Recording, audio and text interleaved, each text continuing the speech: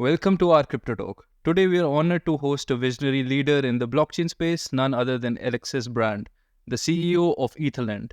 With a wealth of expertise in the crypto world, Alexis is here to share insights, innovations, and his journey navigating the realm of digital assets. Join us as we delve into a conversation that promises to unravel the future of Etherland and the broader crypto landscape.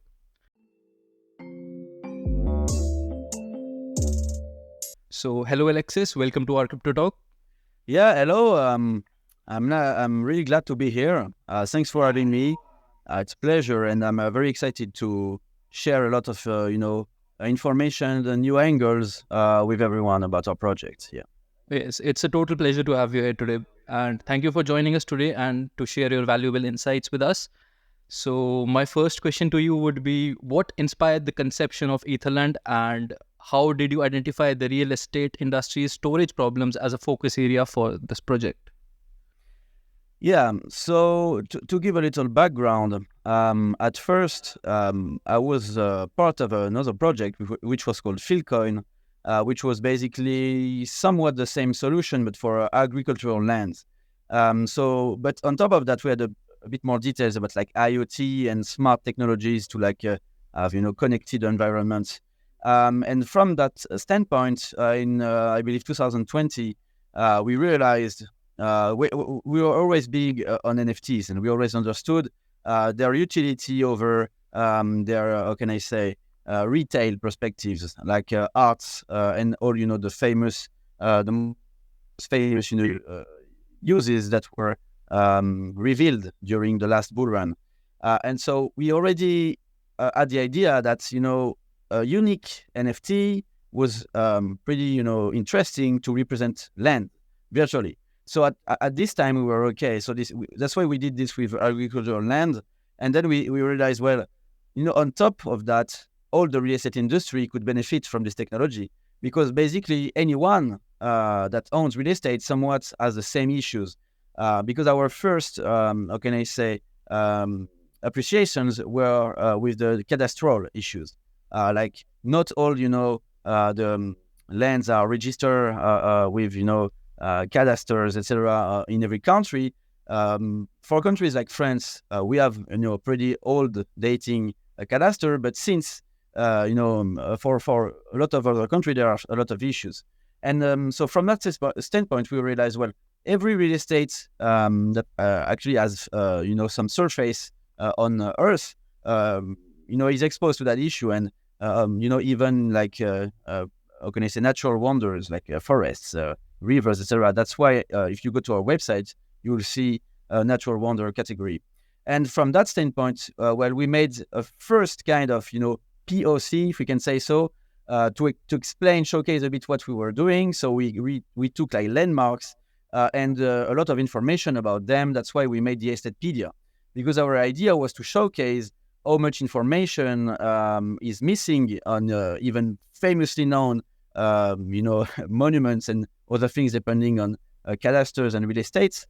And that was a bit of a showcase to see, well, here's a place on Earth represented by one NFT, and here's a lot of information linked to that place.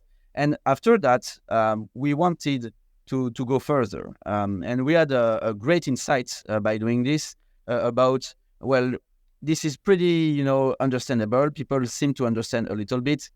We had a period where we tried to make people register their own land. We had a form where they could give us a lot of information. It did not receive the impact we expected, and that's when we realized actually where the market was situated and where we needed to make a shift. Because currently, let's say, retailers are not that concerned by the solution, and the most concerned people are actually people managing a lot more resources. Yeah, so that's why we made a little shift, which was going from a retailer focused to actually pro and B2B focused products to work with big operators and massive real estate managers. Right. That makes sense. And like the way you mentioned about how it conceptualized, right? How did you start with the initial idea of doing that because you saw problems in the industry and like that. So yeah, that makes sense. Exactly. Yeah. So the other question to you would be like, there are plenty of RWA projects in the market at the moment, right? Mm. So obviously you need a different USP for getting distinguished from the other projects, right? So on that basis only, my question is that what distinguishes Etherland solution from the other existing options in the market that also target the real estate management? Yeah, and that's also a big part of our solution because to what I said, you could identify what we make as the most concerned real estate RWA issues addressed. Since all of us have understood that we need to tokenize, to represent a real estate in its unique form. But once again, there are two sides of the same coin because utility for an NFT, is not singular. So there are many aspects of this one. So the first one would be purely financial, which we call transactional, which is what you see the most. I must say we might be the only ones not doing financial tokenization, which is very interesting also because it's fractionalization, which basically has the idea of bringing real estate to every kind of person, whichever the wealth, by dividing a real estate property in multiple bits.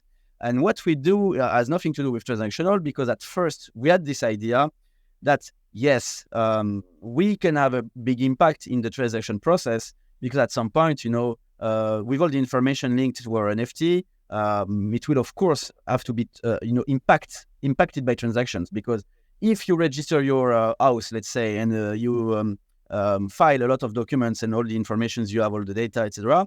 Well, when you're going to sell that house, you have to also transfer the NFT with it.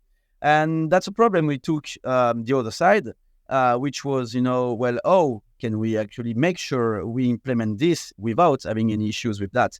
And that's a part of our legal standpoint, which is not taking care of the transaction ourselves, but working with real estate agencies, that already have their legal processes to realize that.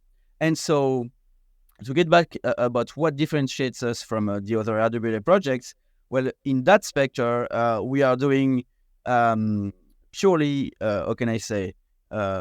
data management focused products, which is basically we provide a decentralized and encrypted cloud that eases a great deal the data management process and document management process, while reducing all risks of loss for all major real estate actors. Because the issue is the point of view you operate from. When you take tokenization, you operate from the retailer's point of view, which is whoever wants to invest in real estate. And when you take it from the actor, like real estate actor, existing actor perspective, then you have a whole different set of issues. And that's a very interesting perspective you need to have, because that's something I've said in multiple occasions recently, which is actually we have the kind of solution which is pretty interesting. It's like internet at its inception. It's the kind of solution that once arrived in everyone's hands and at a very a comprehensive level will impact everyone's life, because of course when you go in occidental democracy right now, like France, when you go to purchase a new house, well, it can take 3 months to 6 months depending on all the document management process, having to re-emit audits, all kinds of technical informations, check, maybe redo some electric wiring or water piping because it does not follow the norms, etc. And all that information and processes are very time consuming. And when you reduce all that, because you already have all the information managed and accessible, you eliminate a great deal of the process, and we could, in a very optimistic scenario, reduce that to maybe 2 weeks. So of course, when you are going to sell or purchase a new home, if it takes 2 weeks rather than 3 months, well, the way you're behaving as a buyer, as a purchaser, or even a seller will be greatly modified. But how often does a normal person with a normal wage uh, purchase or sells a home? Not very often in a lifetime. Maybe 2 or 3 times at most. So it's a very impacting change, but not that concrete, not that to be understood by everyone. And when at the opposite, you take that perspective from the professional management perspective, it's a whole different story, because you take that issue and you multiply it by how many times, you have buildings under management. And I just cited buildings, and it's a very interesting perspective, because you, of course, have a greater amount of documents and processes associated with buildings rather than simple homes. So that's also a thing to consider, yeah. And so that's our to wrap up this a little bit. So that's our main interest, which is this issue is threatening everyone, because you actually have to consider that all real estate actors are daily, losing documents, losing a lot of time, losing a lot of money from all these issues, and that bringing tokenization and fractionalization are not going to solve any of those issues. So that's our standpoint is bringing real tools to better the industry rather than optimize it at just a certain level for retailers. Yeah, that makes sense. Because the way you mentioned, you're going to reduce time from like 3 months to 2 weeks, right? Yeah. So that's around 10 months of time, right? And that is a lot. Like Yeah. if you see that on a large scale, that is a lot of time being saved. And also the way you mentioned, the way you are innovating, just like not focusing on the efficiency part or optimizing part, but also bringing in innovation to it. That sounds great. Yeah. I can give you a quick example to see why we have such an important amount of saving. Because it can be pretty opaque, for like unfamiliarized people. Because trust me, our website, it's entirely reshifted towards B2B, meaning that for retailers and normal persons, even normal like real estate actors, like agencies and small businesses, they don't really understand what we're trying to say. But big managers, those we focus, like asset managers, building operators, etc., when they see our website, and there have been quite a few, they get it straight to the point. Because you have to understand, like, let's go to French public housing, for instance. Well, when a transaction occurs between the state, for example, and one of the major social housing managers, and maybe the state wants to purchase a building, well, the state is going to ask a lot of information, all kind of documents, and just for one document, just one, Right. Which is maybe the type of insulation. When was the building insulated? When it was built. If it's a building that was built in 1960, they have to look at, when was the document created? Where was it stored? Who had the document after it was stored, etc. And go, all the way through the timeline to know which was the last person that's seen the document. And sometimes, there is some way, the timeline breaks, and so the document is lost. And so how do you operate from that? Well, you have to do an audit that was not needed because the installation was not modified in the meantime. And just for one document, imagine the time lost and wasted. So, just having the document there in a very comprehensive way, and by, just doing a simple search, being able to find it instantly by, whichever way it was stored and by whichever person in wherever in the world, it's a pretty significant improvement. And yeah, it can reduce the time by as much as 100%. Yeah. Right. That makes sense, Alexis. And moving on, like talking about partnerships and collaborations, like obviously on this journey which you are in currently, obviously you need people alongside, right? A good team, and also other people who could help you out with specific stuff, like specialized stuff, right? So I want to ask you that how did Etherland establish partnerships and collaborations, and how crucial were they in refining the technology for your specific market segments? Yeah. So it's very interesting. There are multiple sides to this answer. First, there is a market research side, which is explained a bit on our website, which was actually engaging with lots of actors, like social housing actors, or maybe private ones also, to understand a bit more, the real issues that were associated with the project. So that's a big side of thing. Like I said, only asset managers and building operators can understand our problem.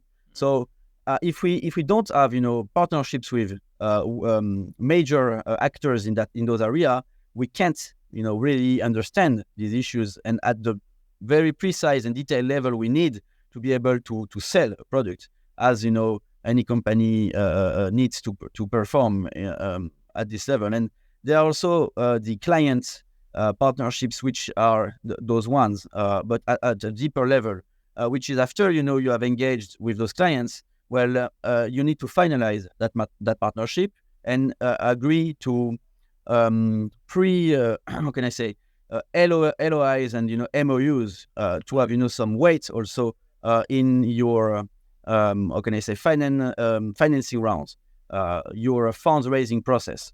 So that's the first incentive, and also have a bit of how can I say, head start when the product releases, when our MVP is produced, because for some of those clients we had agreements that were like, well, when your product reaches that development stage and you have this kind of POC, then we can work together on a finished product.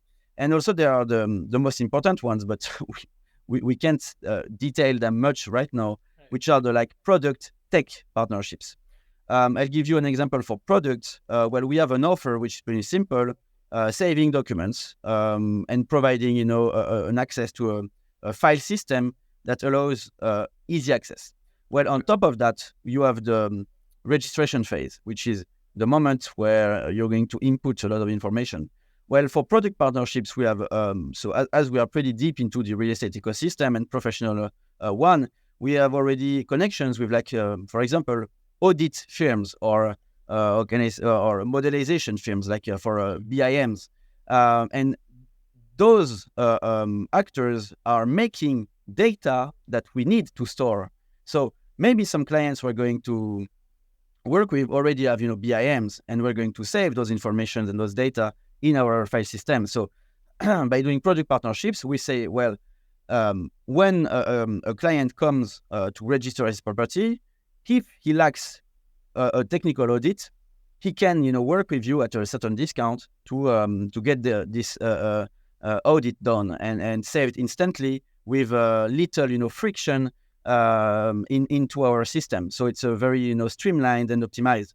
And also there is the most important one, which is the tech partnership, because we are actually how can I say, we are actually utilizing multiple technologies and bridging them, assembling them together into one, which this one is going to be patented. So for all these technologies, we are working with 3 or 4 companies, and also these ones we have partnerships with, but we will not be able to unveil them, fortunately, before the patent is published, because the patent is what protects this aggregation of technologies. Right. I was also going through your roadmap on your website where you have mentioned these things, and about the proof of concept part also, where you mentioned this. And I'd just like to ask, what milestones or developments are crucial before Etherland can proceed with that proof of concept collaborations?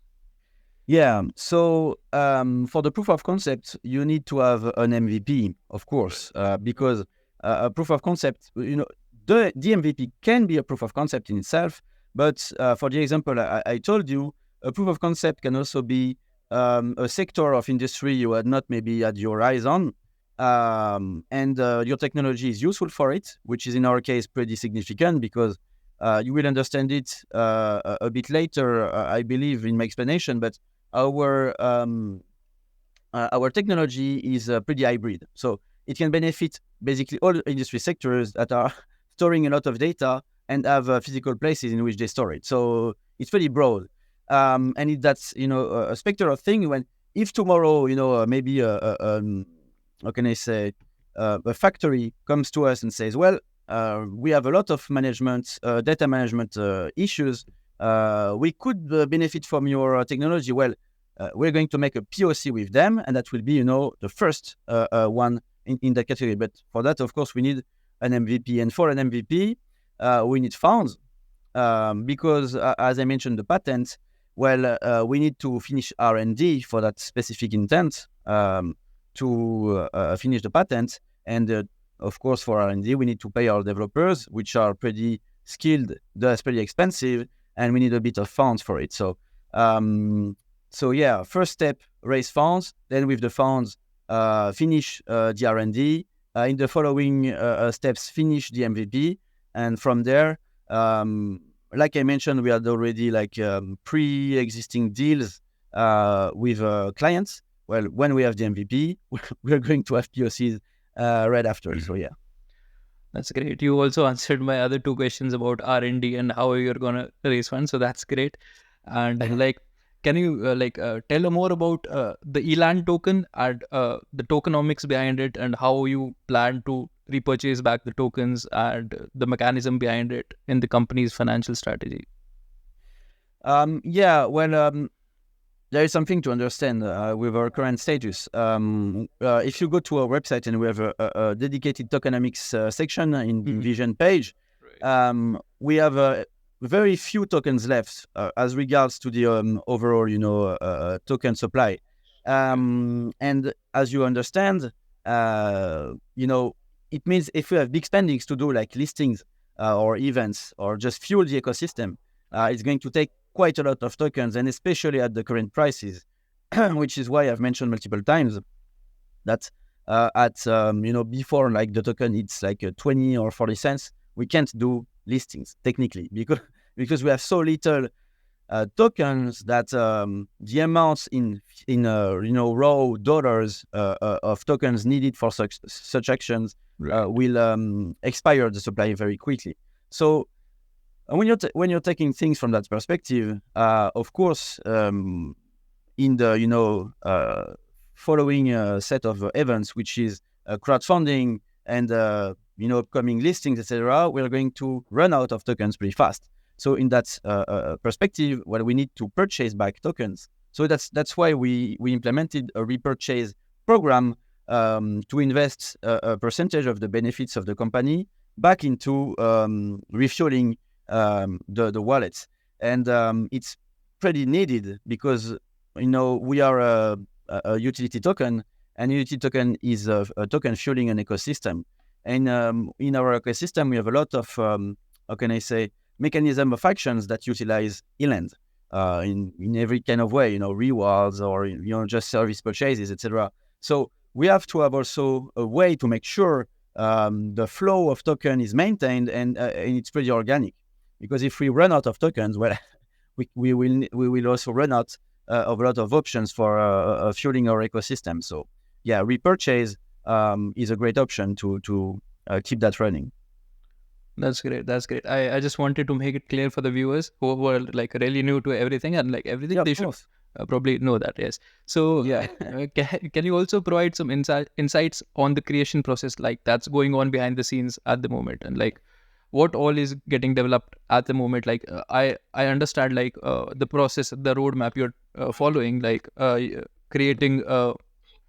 creating the roadmap for obviously R&D separations, and the MVP, which is most probably going to roll out with Q2 2024, right?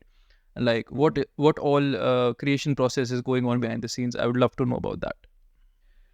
So in the creation process, you're speaking about the technical creation process. Yeah. Product development. So the main areas we need to develop right now are the encryption and decentralized identity parts, because the first and foremost part, which is decentralized storage, we have already had this infrastructure entirely modeled and also partly developed, which is the side of tech that I put the most effort in and contributions. And now we need to address encryption and decentralized identity. And so those are the two aspects, centric aspects that will require the most, attention to details and precisions. Because I mentioned earlier the patent, and that also links back to our need for crowdfunding for R&D, because a patent is in some kind, technical document. So for the better protection to occur, you have to go as much in details as possible. So basically, a patent is a blueprint to reproduce a technology. And so for a blueprint to operate, we have to go to very intricate level of details. And for those, of course, we need a lot of focus. So because when I say these are the two main areas of focus, you have to understand that at a higher level, all the architecture has already been mapped, and from higher to mid and maybe bottom of low level. But of course, as I've did the architecture mapping myself, and I'm not a developer, my skills and the efforts I can put into this can only run so far. So yeah, from that perspective, that's what our devs are currently focusing on right now: encryption and decentralized identity. Yeah. That's great. That's really great. And like the way you talked about financing and about raising funds, and yes, that's something I would like to ask you about. Like, can you outline Etherland's current financing strategy and the rationale behind choosing loan subventions or co-development contracts over crowdfunding, or like, are you guys going for that as well? Yeah. So you mean So you mean the strategy we operate from, which is as mentioned on our website, and you just cited. We have our site set on like a co-development contract, which is basically in the same kind of way as the deal for a POC, which is like, we like your technology, we'd like to utilize it. We see you're in development phase. We can offer you money, so you develop your technology, and we are going to be like the exclusive beneficiaries for like a 1 year or 2 year duration period, and then some level of agreements. And other than that, you have like loans, subventions, or crowdfunding, which all pivot or around a same kind of idea, which is the control, because our main focus is first building the technology and separate, the technology and how it's owned from the commercial applications.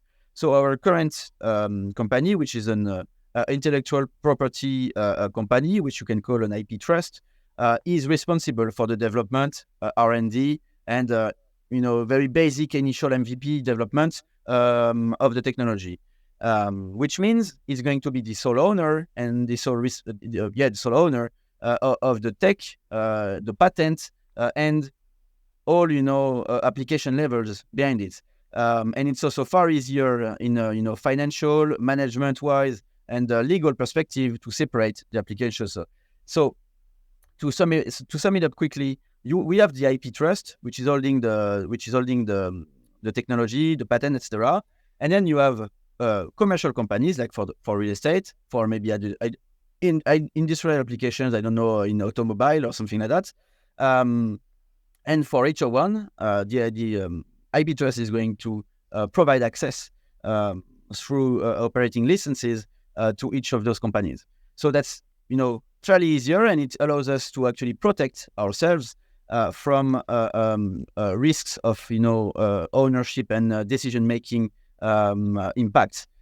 Because for commercial applications, the magnitudes of money needed to be raised are far greater. And for those, obviously, we can't solely hope to rely each time on crowdfunding for each campaign. And as we already have, discussions with traditional investors, it's far easier for us to just, for each commercial application, say, well, welcome to the board, invest as much as you'd like. We're going to make this work. But of course, as I told you, we have the intent of bringing the technology to a lot more than just one sector, which is real estate. And if we expose ourselves to traditional investors and they have a say in the decision-making part of things, at any point in time, they can say, well, we don't like where this is going. We're not going to open a new commercial application for this sector of activity.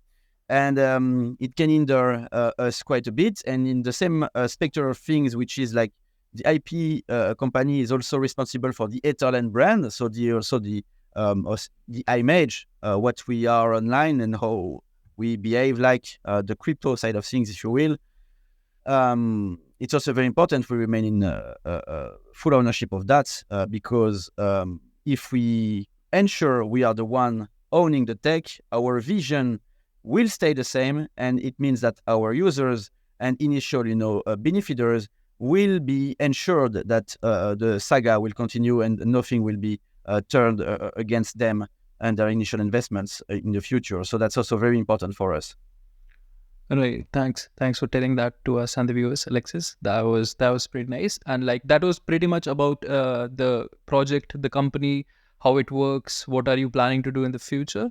But like thanks for sharing that info with us. And we also have a couple final questions about you as a leader and what you learned all this while leading Etherland. So my question to you would be, what challenges has Etherland encountered thus far, and how have these experiences shaped the project's evolution, according to you?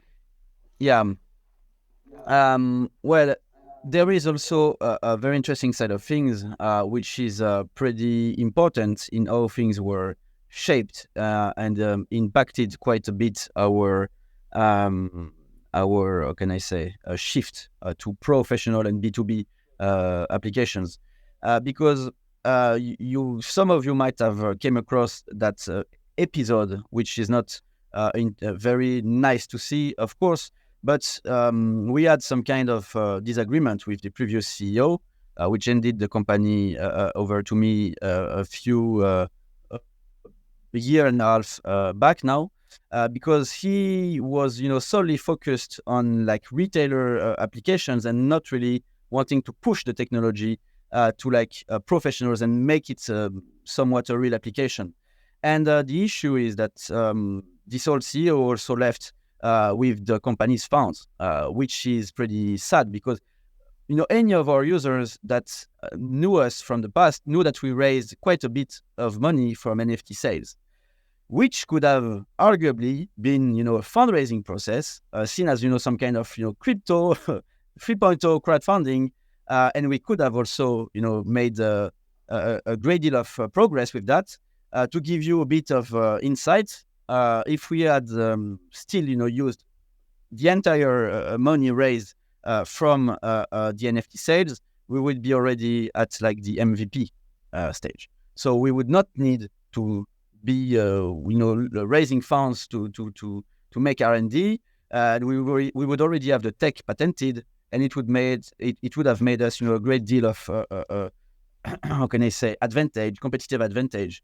And also fairness to the user, because you have to keep in mind that by behaving like he did, he basically went, from all the promises and explanations, because of course our project always was, tied to an eventual future being a revolution for the real estate industry. So all our initial investors that understood and saw our registration form, like I mentioned earlier, which was very tied to that idea, were like, well, eventually we're going to be able to register properties on there, tokenize them, save all our documents, etc. So we actually saved the project from sinking quite a great deal, and we made quite how can I say, a great gesture towards our initial investors by making sure the initial vision is carried, and it's carried way more than it would have been otherwise.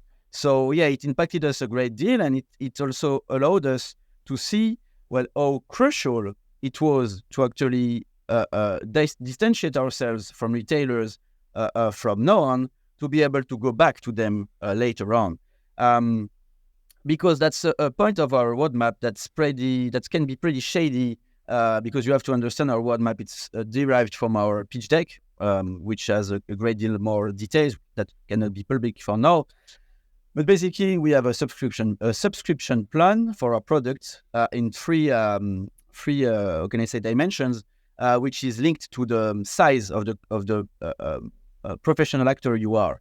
So like asset manager, registrars, which are the largest one with hundreds and hundreds of buildings and houses under management. And then you have smaller ones that are called agencies, and that's why we have in our roadmap a point saying agency recruitment or something like that, because we have understood that, as I said earlier, the market is not as mature enough yet to be fully understood and benefiting everyone. And we cannot go just end door to door.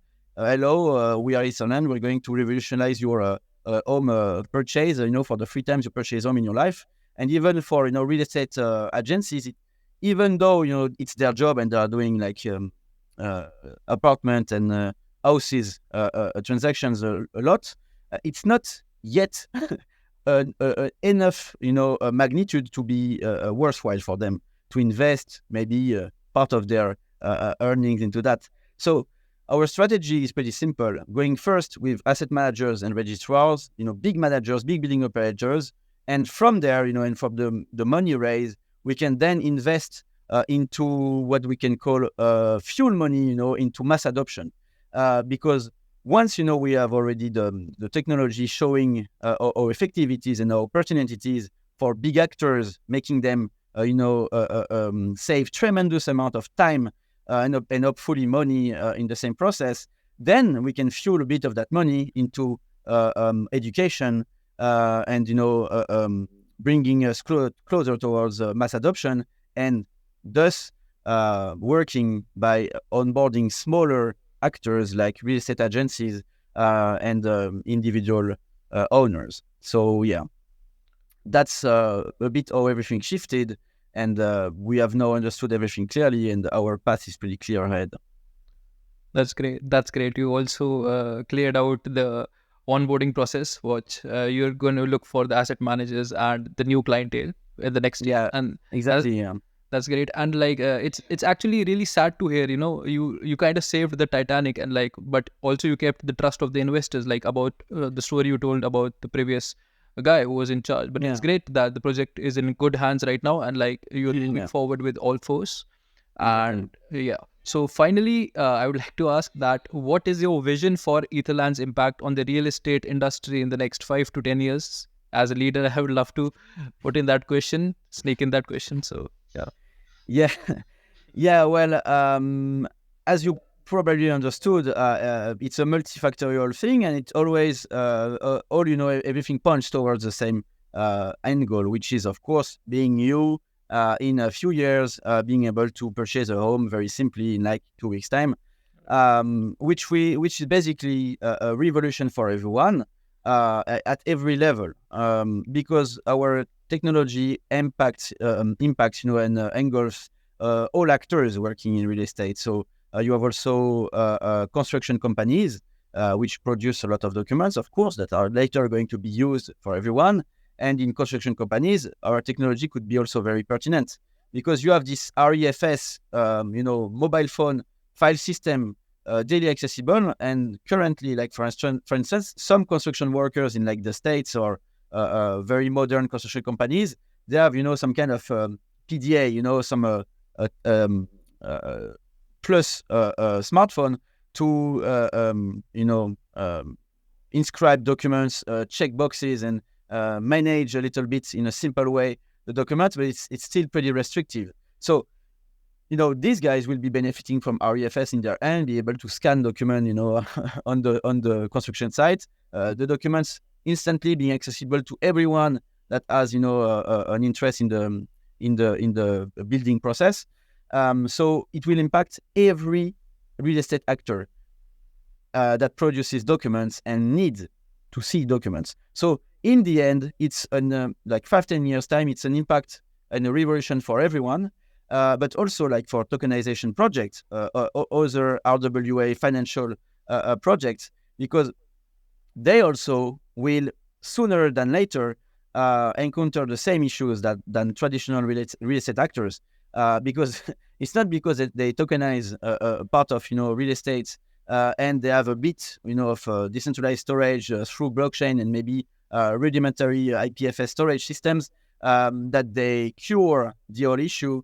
That only we currently are able to do, because as a reminder, the way we can solve those problems exist only because we have a combination of technology, which is decentralized storage, encrypted, and the IDs. Without those three, you can't do remotely any of the things we offer. Revolution for everyone, RWA, 3.0 actors, traditional actors, retailers, every actor involved into real estate, etc. So benefit the most actors we can in real estate. That's great. That's a great vision, and I hope that goes as planned. And like, even if it does not, I think you can pivot every time because you are a great leader, like as we all know. And that was, yeah. Just a little bit precision. Yeah. Even if it was not, it's not a thing we need to consider, because you have to understand, it's what's amazing with our technology. It's adaptable to a lot of industry sectors. Right. Mainly, if you go off the top of your head to cite all sectors that store a lot of documents and need a lot of documents managed all the time, you eat basically everyone. So if real estate is not, the most pertinent client, which we believe strongly with all the market analysis and partnerships we had, we believe it's the most pertinent sector at the moment. But if it's not, we can always, go to a different sector first and then go back to real estate later. Anyways, you're going to see this technology being in real estate or not utilized and implemented by us because, as a reminder, we are the IP trust. What we build is the technology, and the applications are going to follow the market's insights. So yeah, that's great. Obviously, technology over everything. Like, if you could benefit anyone, everyone should be like having that chance to use your technology, right? And yes, that was Alexis Brand, ladies and gentlemen. Thank you, Alexis, for joining us today. It was lovely hosting you today. And one last thing, something you would like to say to the community, like anything? Yeah, well, I don't know when this is going to air out, but of course, Happy New Year 2024 to everyone. All of us working deeply in this crypto ecosystem all believe 2024 is going to be a tremendous year. Etherland is not the exception. If you go to our roadmap, you will understand it will be more than a pivotal year for us, as most of our key milestones happen during 2024. So to everyone, thanks for have been supporting us so far, and stick around, because 2024 is going to be even greater, and trust us, you're not going to be disappointed. So thanks everyone. Thanks also our Crypto Talk for inviting me today, and it was a pleasure. It was a pleasure, Alexis, and like would love to host you in the future as well.